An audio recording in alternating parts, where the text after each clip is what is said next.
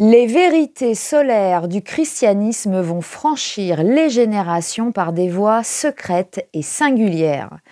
On les retrouvera chez les chevaliers du Temple et chez les cathares, qui se feront enterrer couchés en cercle, la tête au centre et les pieds à la circonférence. On les retrouvera aussi chez Jean Tritème et chez Nostradamus. On les retrouvera encore dans la pierre, à Chartres, à la voussure des baies, où les signes du zodiaque alternent avec un cordon de 12 anges portant le soleil, la lune, des étoiles, des couronnes, des torches ou des armes. Même converti au christianisme, Constantin le Grand n'en frappe pas moins ses monnaies à l'effigie du soleil invincible, son gardien. Julien l'Apostate s'adonne résolument au culte solaire. L'hérésiarque espagnol Priscillien va périr avec ses disciples pour sa défense du manichéisme et des fondements astrologiques de la gnose. Saint Jérôme, secrétaire du pape Saint Damas, compose, pour sa traduction latine de l'Ancien Testament, ce document étonnant, la préface galéatique, que les papes Sixte V et Clément VIII placeront en tête de la Bible. « Je me tais », écrit saint Jérôme, sur les philosophes, les astronomes, les astrologues, dont la science très utile aux hommes s'affirme par le dogme, s'explique par la méthode et se vérifie par l'expérience. Je passe à des arts inférieurs. Art supérieur pour saint Jérôme, l'astrologie l'est encore pour le prêtre sicilien Julius Maternus, qui rédige un véritable manuel d'astrologie, le traité des mathématiques célestes, d'après l'enseignement de Ptolémée, l'astronome du temple des Sérapis de Canope. La Gaule devint la plaque tournante de l'histoire de l'humanité avec la conversion de Clovis en 496, qui marque un moment décisif dans l'orientation de la civilisation chrétienne. Le royaume de Clovis, qui s'étend de la Loire au Rhin, n'est pas seulement l'embryon d'une nation nouvelle. Située au cœur de la zone tempérée, la France naissante est orientée par rapport au pôle et à l'équateur, et les lignes qui marquent ses dimensions en longueur et en largeur se confondent avec les méridiens et les degrés de latitude. Maître de la Gaule, Clovis choisit la Lutèce des Druides comme lieu de résidence. L'autel de Jupiter est bâti initiatiquement à l'emplacement sacré d'où s'élèvera plus tard l'hymne de pierre de Notre-Dame. Les druides transmettent oralement leur doctrine secrète dont les fondements astrologiques et métaphysiques trahissent une parenté étroite avec les enseignements des temples solaires.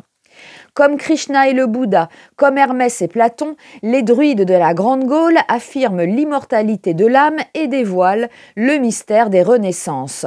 Comme les Chaldéens et les Mayas, ils observent le mouvement des astres et établissent un remarquable calendrier solilunaire.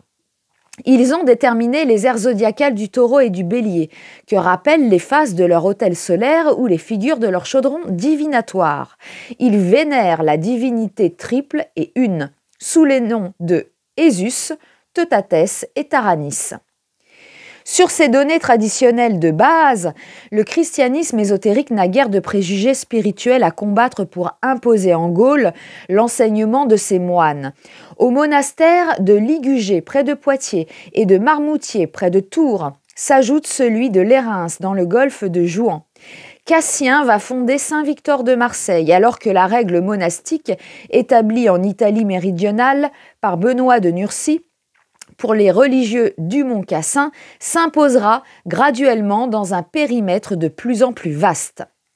Afin de préserver les enseignements sacrés menacés de profanation et de déformation, une fraternité de druides quitte les hauts lieux de l'initiation gauloise et se regroupe au cœur inaccessible de la Grande-Bretagne, dans la forêt de Brocéliande. Le grand prêtre Merlin fonde l'ordre secret de la Table Ronde, composé initiatiquement de 50 membres. Les chevaliers se réunissent autour d'une table circulaire, symbole égalitaire et fraternel. Non moins symbolique est la 50e place vide, réservée aux détenteurs du Graal, le trésor sacré, calice du rite que Joseph d'Arimathie emporta en Terre Sainte vers les sanctuaires de l'Occident. Il y a 50 initiés de la table ronde, parce que 50 est le plus saint et le plus naturel des nombres. 50 est le Noun, 14e lettre de l'alphabet hébraïque, et le nombre du Saint-Esprit. C'est le symbole du fruit et le génie humain des théraphim. C'est Emmanuel. C'est l'initiative humaine des kabbalistes.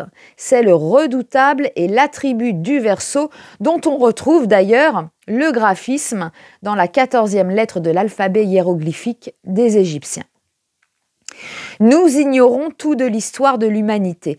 2 siècles après Voltaire, nous pouvons reprendre mot pour mot l'apostrophe qu'il fit essuyer aux historiens de son temps par le canal de l'encyclopédie. Si vous n'avez autre chose à nous dire sinon qu'un barbare a succédé à un autre barbare sur les bords de l'Oxus et de l'Iaxarte, en quoi êtes-vous utile au public ? L'historien ne nous laisse toujours pas entrevoir pourquoi Charlemagne est couronné empereur par le pape Léon III au solstice d'hiver de l'an 800. L'historien sait peut-être que les chevaliers de Saint-Jean de Jérusalem ont choisi pour emblème la croix blanche à 8 pointes, symbole officiel des 8 béatitudes désirables, mais ce qu'il ne sait pas, c'est que cette formule initiatique traduit la direction centripète des forces. L'historien ne nous enseigne pas davantage pourquoi les Templiers ont adopté pour emblème la croix rouge pâtée brodée d'or qui épouse la disposition des forces sur la circonférence et constitue une véritable clé générale de l'initiation. Il ne nous explique pas non plus pourquoi les chevaliers du Temple ont pour emblème un cheval que montent 2 chevaliers armés et qui répond à la fusion des 2 signes opposés du zodiaque, les Gémeaux et le Sagittaire.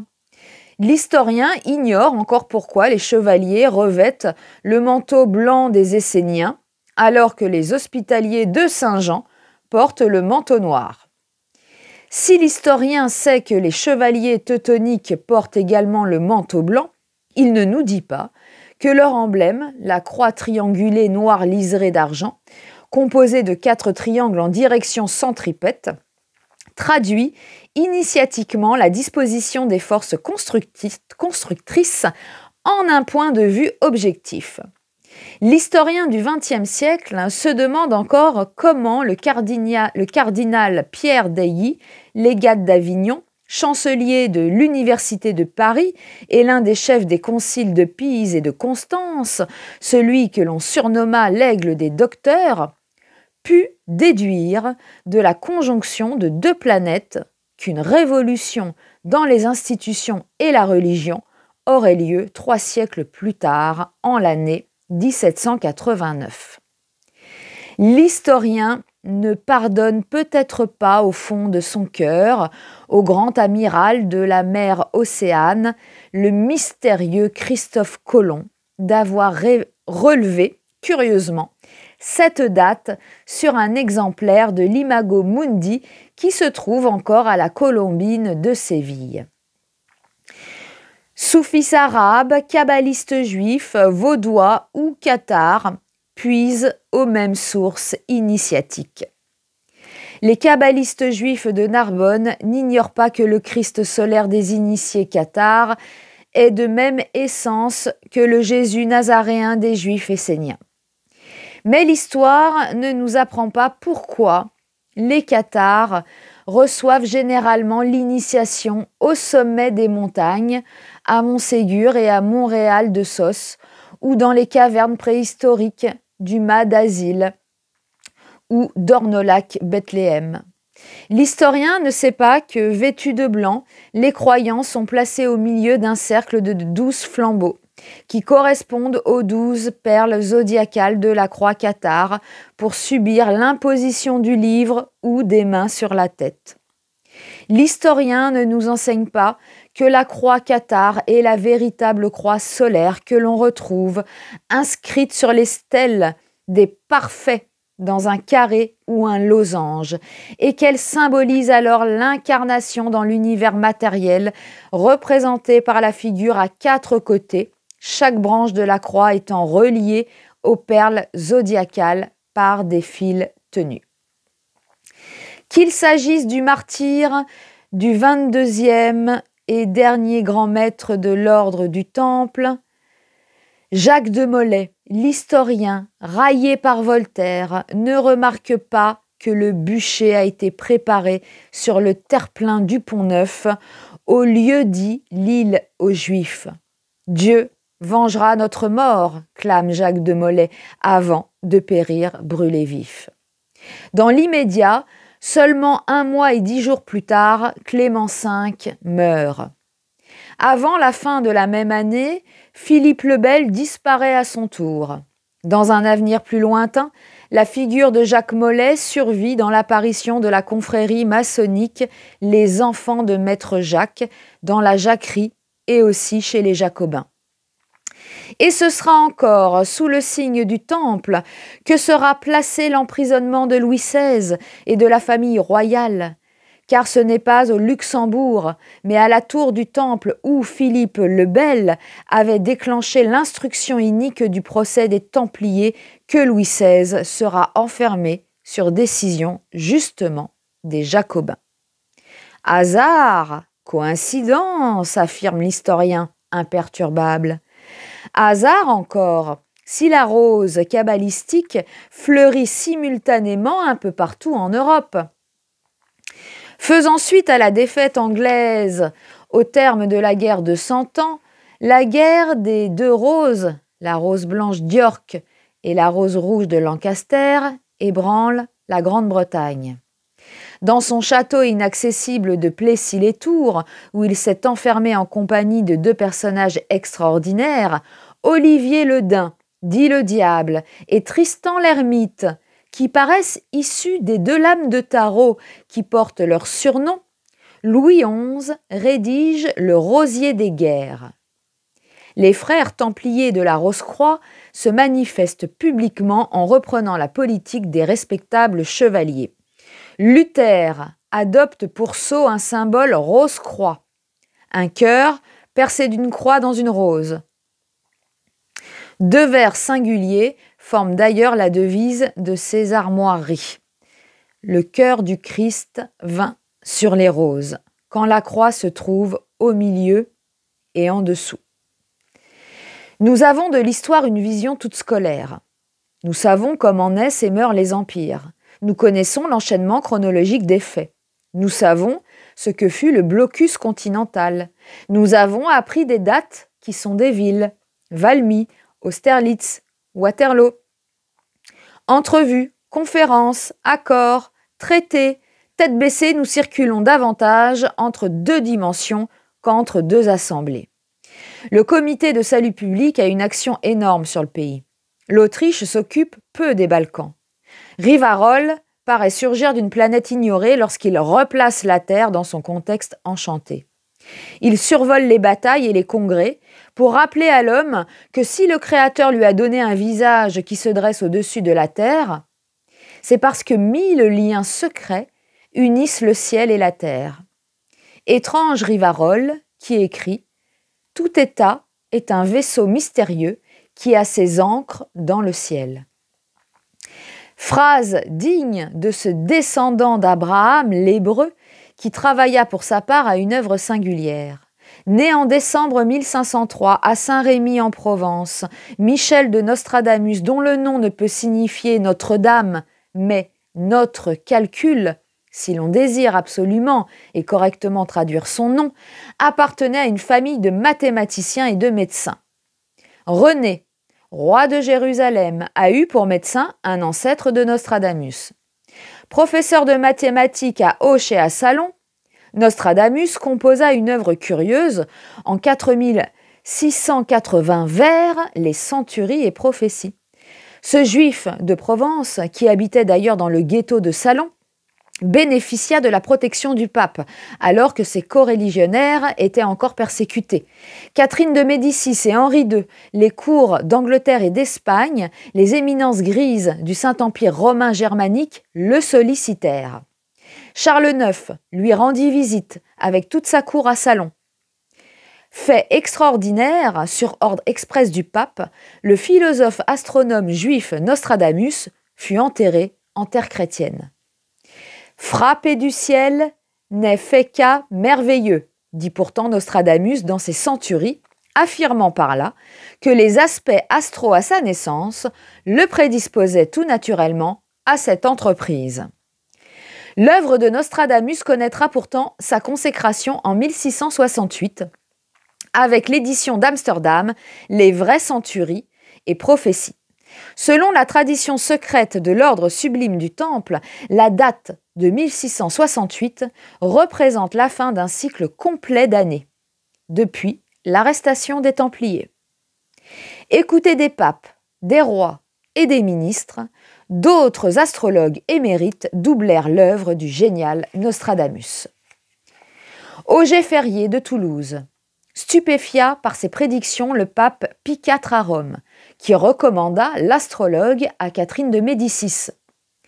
Il composa alors pour la reine son traité des jugements astronomiques sur les nativités, sachant le plaisir que prenait à lire toute œuvre qui appartienne aux hautes connaissances des astres.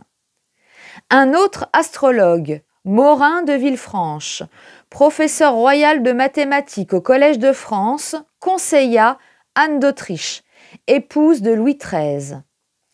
Précieux outil de gouvernement pour le cardinal de Richelieu, qui l'imposa à son successeur, le cardinal de Mazarin.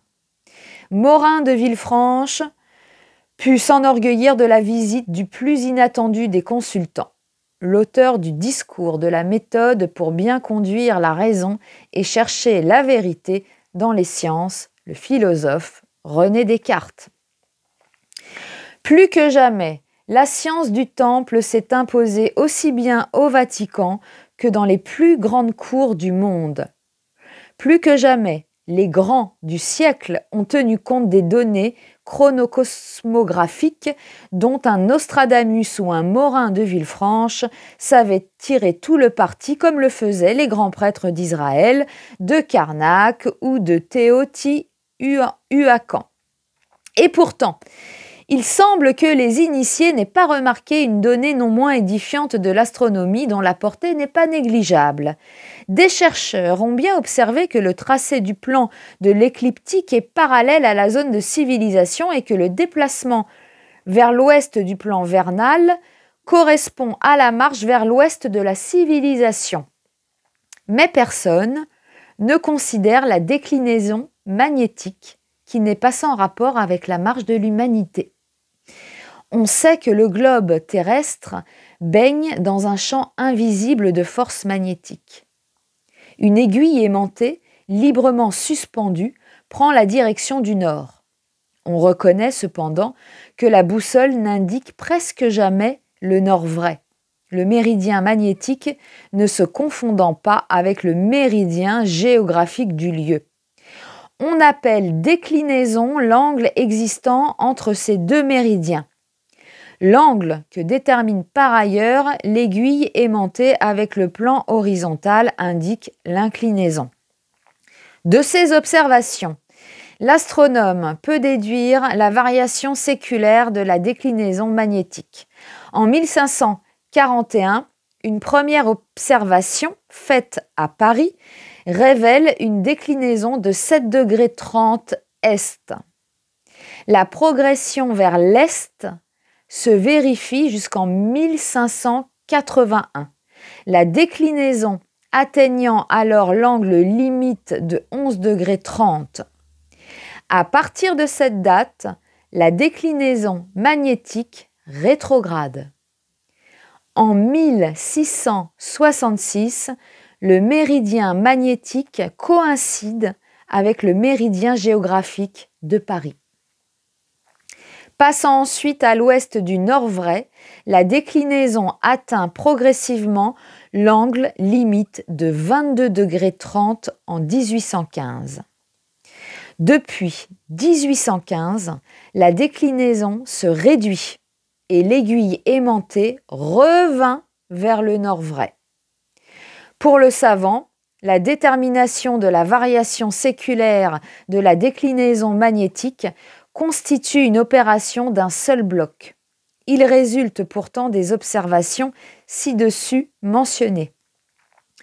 Que la limite est de la déclinaison magnétique se situe autour du 11e degré, que la limite ouest se situe autour du 22e degré, que la déclinaison totale est de l'ordre de 33 degrés, que la déclinaison est devenue occidentale à partir de 1666, que la déclinaison occidentale, donc de 1666 à 1815, est double de la déclinaison orientale.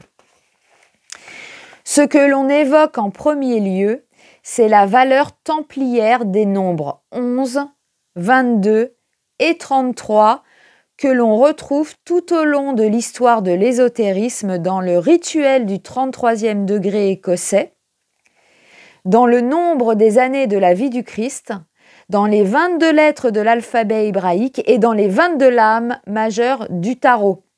Le nombre 11 correspondant à la date de l'abolition de l'ordre du Temple, le nombre 33 étant celui des degrés de la maçonnerie écossaise ou l'âge symbolique du rose-croix. Quant au 66, on sait qu'il représente pour les initiés arabes la valeur numérique totale du nom d'Allah. Si l'on examine la période comprise entre les observations de 1541, c'est la date de la mort de Paracels, et de 1581, la date de la mort de Guillaume Postel, c'est-à-dire la phase la plus occidentale de la déclinaison, on remarque qu'elle coïncide d'abord avec des événements d'importance concernant les contacts Occident-Orient dans le sens ouest-est. Donc la Palestine devient turque, les Portugais atteignent Canton. Matteo Ricci, jésuite, arrive en Chine et sera suivi une dizaine d'années plus tard des Hollandais qui toucheront Sumatra et Bornéo. C'est aussi l'époque de la grande flambée occultiste, de la Réforme et de la Saint-Barthélemy.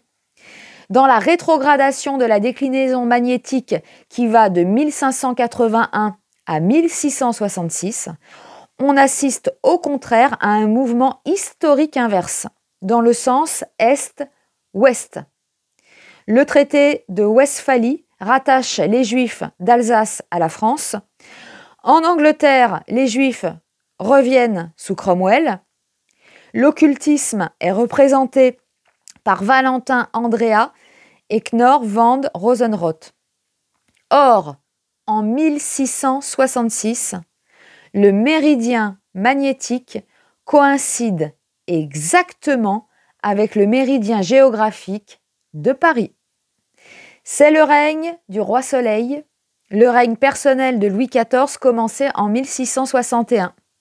C'est en 1666 que Colbert fonde l'Académie des sciences, l'Académie de France à Rome et la Compagnie des Indes.